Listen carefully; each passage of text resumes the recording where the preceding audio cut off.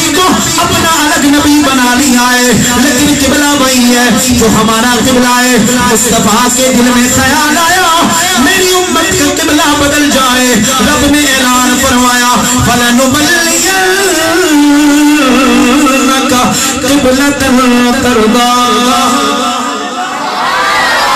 پیار نال بولے ہو ذرا، فَلَنُبَلِّيَنَّكَ قِبْلَةً تَرْضَاهَا، لام تقید بنون تقید سکیلا، فَلَنُبَلِّيَنَّكَ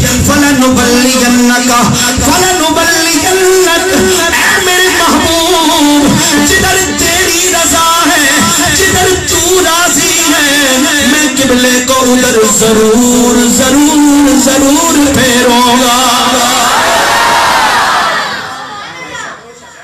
جدھر تو راضی ہے شان وکھرا ملا دے،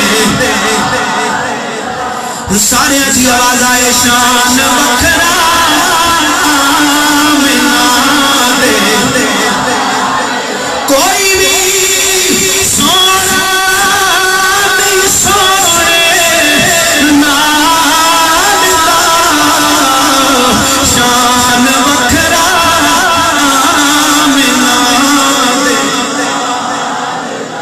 فَلَنُبَلِّيَنَّكَ قِبْلَةً تَرْضَاهَا، اے میرے محبوب آپ کا جدھر رضا ہے، جدھر آپ راضی ہیں، میں قبلے کو ادھر ضرور ضرور پھیروں گا، کیونکہ جدھر تو راضی ہے ادھر میں راضی ہوں۔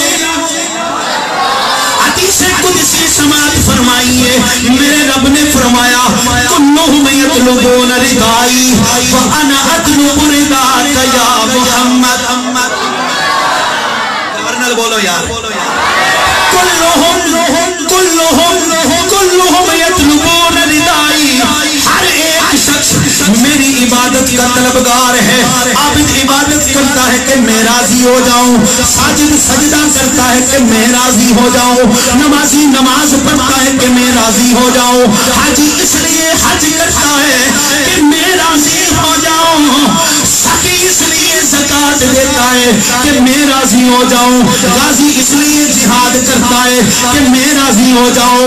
انسان میری رضا کا طلبگار ہے، جنات میری رضا چاہتے ہیں، نباتات میری رضا کے طلبگار ہیں، عالم ملکوت کے فرشتے میری رضا چاہتے ہیں، نبی میری رضا چاہتے ہیں، انبیاء اور رسل میری رضا چاہتے ہیں۔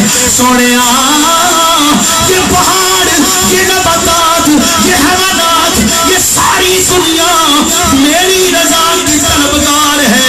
وَأَنَا أَطْلُبُ رِضَاكَ يَا محمد، اور سنیا میں سارے جہانوں کا خالق و مالک ہو کر تجھے راضی کر رہا